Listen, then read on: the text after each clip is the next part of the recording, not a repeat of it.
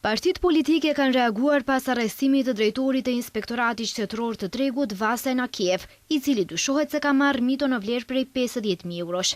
Anakiev është nënkryetari i Partisë Socialiste të Maqedonisë, partisë që është pjesë e koalicionit qeverisës. Nga partia e tij thonë se pritjet e tyre nga qeveria janë sundimi i ligjit dhe shteti ligjor, por edhe përgjegjësia në punën e çdo individi apo institucioni.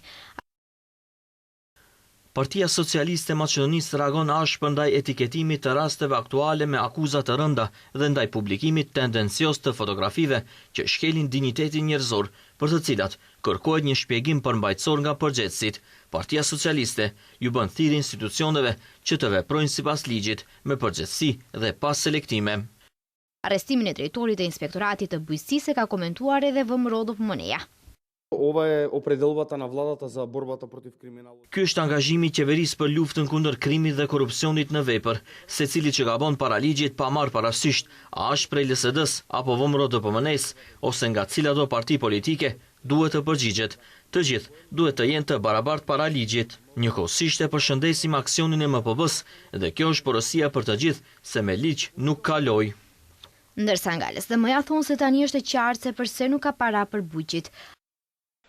Fillimisht, kjo nuk na befason, as nuk kemi pritur diçka më pak nga qeveria më e korruptuar në rajon dhe Europë. Pra, ky është edhe një skandal tjetër. Ashtu siç e dini, kemi publikuar edhe shumë të tjera, skema kriminale, rrjete tenderësh e të ngjashme. Së dyti, kjo është dëshmi se pse nuk ka para për bujqit, pse nuk ka subvencione, pse nuk ka pagesa dhe pse ata nuk mund të presin asgjë nga institucionet e bujqësisë të konceptuara në këtë mënyrë.